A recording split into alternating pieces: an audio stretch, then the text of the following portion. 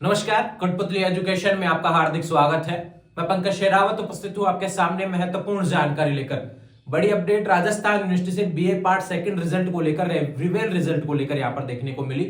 मैं कल ही अपडेट दे दिया था, मैंने फिर एक सवाल किया था टेलीग्राम पर आपसे कि वीडियो डालना चाहिए क्या रिवेल रिजल्ट से रिलेटेड, क्या कंफ्यूजन है क्या।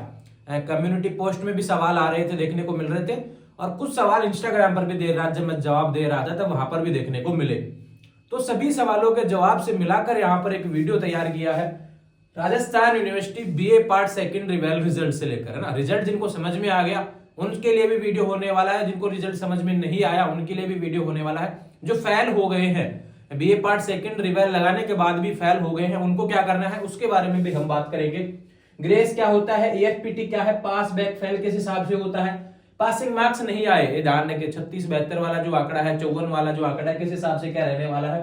बाकी रिजल्ट, इस सवाल का जवाब मैं पहले दे देता हूं, ध्यान रखें कि बाकी के बचे हुए रिजल्ट किस हिसाब से कब तक आ जाएंगे। थोड़ा सा इंतजार आपको और करना है, ध्यान रखें, क्योंकि राजस्थान यूनिवर्सिटी के पैटर्न के हिसाब से यहाँ पर एक जारी करती है रिजल्ट हमेशा।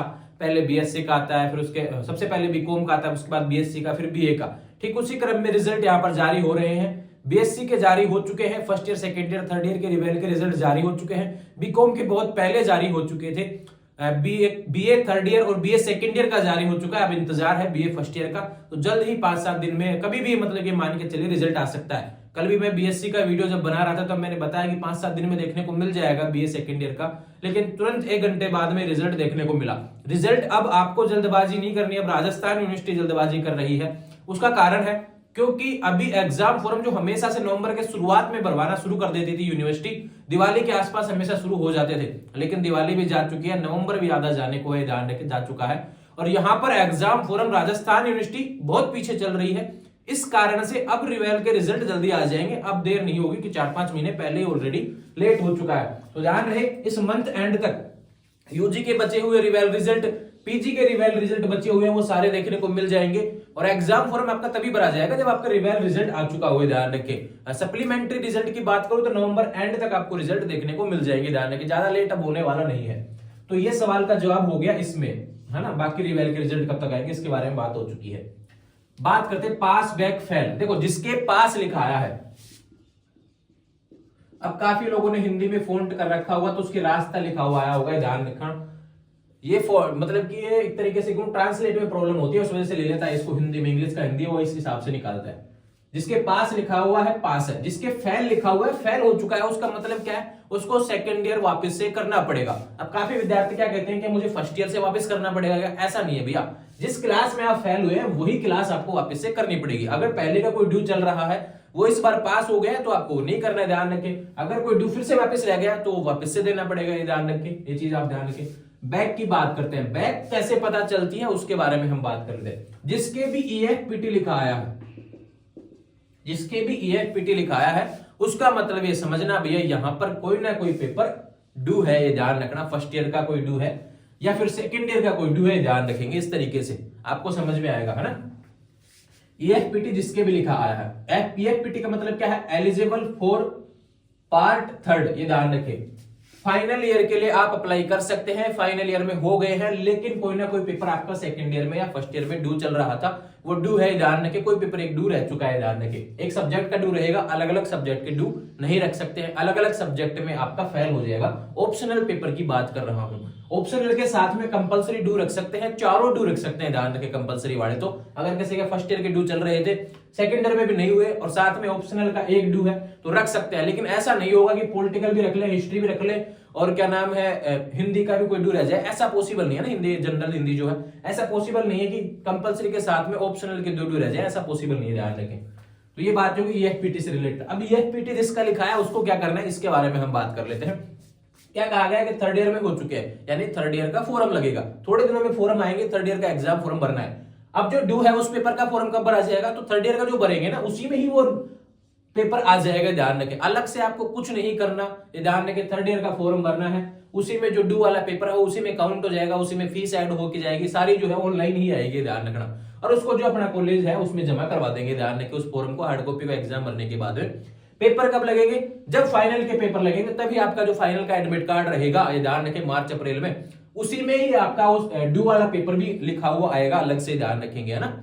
जब एडमिट कार्ड देखते हैं तो part first, part second, part third, यहाँ पर 3 कॉलम बने हुए होते हैं। तो अगर थर्ड ईयर में है तो थर्ड ईयर के साइड आता है, सेकंड ईयर को ड्यू है तो सेकंड ईयर वाला यहाँ पे लिखा जाएगा, थर्ड ईयर वाले यहाँ लिखा जाएंगे, ध्यान रखेंगे। टाइमिंग अलग अलग होगी, ये ध्यान रखें, दोनों पेपर की ध्यान रखना। ये चीजें आपके सामने होंगी। ये थर्ड ईयर EFTT से रिलेटेड बातें हो गई है।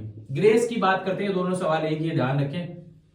ग्रेस क्या होता है, ध्यान रखें कि वे विद्यार्थी जो बिल्कुल नजदीक थे, रिवेल का रिजल्ट, उन्होंने रिवेल का फोरम लगाया, उनको लगा कि 1-2 नंबर, 5-6 नंबर जो बढ़ जाने चाहिए, दिखने में बढ़े हुए नहीं है, ये ध्यान रखें, दिखने में बढ़े हुए वहां पे देखने को नहीं मिल रहे हैं। लेकिन सवाल क्या है कि मान लो यहाँ पे पॉलिटिकल है, किसी के 3 सब्जेक्ट हमने ले लिया भैया, यहाँ पे हिस्ट्री, पॉलिटिकल में टोटल क्या चाहिए भैया, 72 होना चाहिए, कैसे भी हो, ध्यान रखें। हिस्ट्री में 72 होना चाहिए, कैसे भी हो। ज्योग्राफी में 54 होना चाहिए। अब पासिंग मार्क्स क्या क्या होता है, 36 और यहाँ पे 27। अब देखो इसको समझना, ये सबसे इंपॉर्टेंट है आपके लिए। 72 नंबर कैसे भी आए, एक में 0 आ रहा हो या दूसरे में 72 हो रहा हो, तो आप पास है, ध्यान रखें इस पेपर में।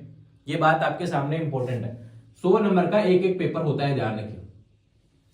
उसमें चाहे 36 आके 72 हो या एक में 72 आके दूसरे में 0 आ जाए, 72 होना चाहिए, कैसे भी हो। पॉलिटिकल में ध्यान रखें, पॉलिटिकल, हिस्ट्री, हिंदी, इन सभी में ये रूल लागू होता है। इकोनॉमिक्स हुआ, पब्लिक एडमिनिस्ट्रेशन हुआ, इन सभी में ये रूल लागू होता है। सोशियोलॉजी हुआ, केवल ज्योग्राफी में चेंज होता है, चीजें ध्यान रखें। ज्योग्राफी में क्या हो जाता है, ये 36 वाला जो आंकड़ा है, 72 वाला जो आंकड़ा है, ये हट जाता है। यहाँ पे रूल, यहाँ पे क्या आता है कि 72 की जगह 54 चाहिए भैया, क्योंकि यहाँ पे ज्योग्राफी में 50 नंबर का प्रैक्टिकल होता है, ध्यान रखें। प्रैक्टिकल की बात अलग करेंगे। ज्योग्राफी में 54 नंबर आपके नहीं हो रहे हैं तो ध्यान रखें, फिर आपका कोई ना कोई पेपर ड्यू है। अब दूसरा बात करूं, 54 नंबर नहीं हो रहे, फिर भी मार्कशीट में यहाँ पे लिखा आ गया पास, तो वहां पे निश्चित रूप से किसी ना किसी पेपर में आपकी ग्रेस लगी है। अब जो मार्कशीट आई है उसमें देखने को नहीं मिल रही होगी, लेकिन जो आपकी मेन मार्कशीट कॉलेज में जो पहुंचेगी उसमें जी लिखा हुआ आ जाएगा, किसी ना किसी पेपर के जिसके भी लिखा हुआ है ना, उसमें जी लिखा हुआ आएगा, ध्यान रखें। उसका मतलब है पास्ड बाई ग्रेस है, ध्यान रखें। अब ग्रेस से कोई दिक्कत नहीं है, ध्यान रखें, जो आ गया ध्यान रखें। ऐसा नहीं है कि फेल हो गया पेपर दोबारा देना, ऐसा कुछ भी नहीं है, ठीक है। वो पास हो जाते हैं, ध्यान रखें, पास हो गए मान के चलिए।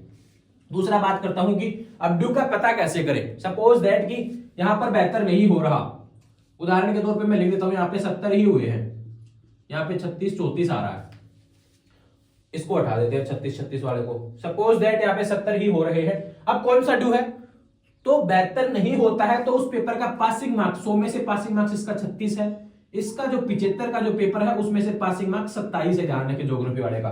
तो जिसमें भी 36 से कम है वो ड्यू है, ध्यान रखें। तो पॉलिटिकल में यहाँ पे ड्यू रह जाएगा, ध्यान रखना। अगर 72 नहीं होता है तो ध्यान रखना, अगर 72 हो रहा है कैसे भी करके हो तो आप पास माने जाएंगे। ये बातें हुई पासिंग मार्क्स से रिलेटेड। 72 नंबर नहीं फिर भी पास, 54 नंबर नहीं फिर भी पास, उसका मतलब ग्रेस लगी है, ध्यान रखें। अलग अलग पेपर में 72 नहीं हो रहे, मान लो पॉलिटिकल में 72 नहीं हो रहा, हिस्ट्री में 72 नहीं हो रहा, तो नीचे फेल ही लिखा है, ध्यान रखना। इस तरीके से आपको बताया गया। ये बीए पार्ट सेकंड रिवेल की बात होगी। अब बात आती है सवाल मैन की। पास तो हो गए भैया, बहुत बहुत बधाई जिनको पास हुए फाइनल ईयर के लिए, लेकिन वे विद्यार्थी जो फेल हो गए उनको क्या करना है। अब सेकंड ईयर में फेल हुए हैं भैया, तो सेकंड ईयर का ही पेपर आपको दोबारा से देना पड़ेगा, ध्यान रखें।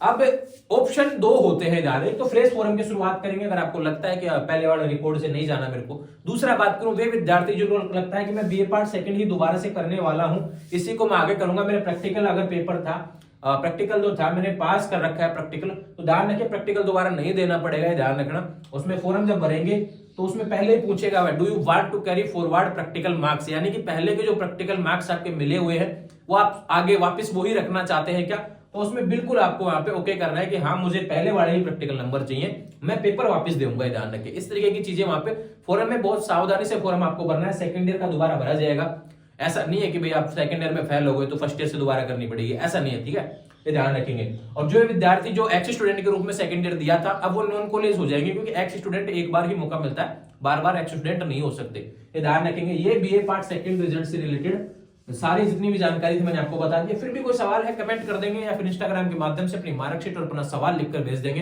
हाय हेलो नहीं करेंगे, सीधा सवाल लिखेंगे और मार्कशीट भेज देंगे, आपको जवाब देखने को मिलेगा 24 घंटे के अंदर। जुड़े रहेंगे चैनल के साथ, चैनल को सब्सक्राइब करें, और जब आपके फोरम आएंगे, जब आपको कंप्लीट डिटेल्स के साथ में लाइव सेशन और भी बहुत से वीडियो एग्जाम फोरम से रिलेटेड, आपके सवालों से रिलेटेड आपको देखने को मिलेंगे, चैनल के माध्यम से जुड़े रहेंगे चैनल के साथ। चैनल को सब्सक्राइब कर लीजिए। व्हाट्सएप, टेलीग्राम, इंस्टाग्राम सभी का लिंक डिस्क्रिप्शन में दिया है, वहां से जुड़ जाएंगे। Thank you.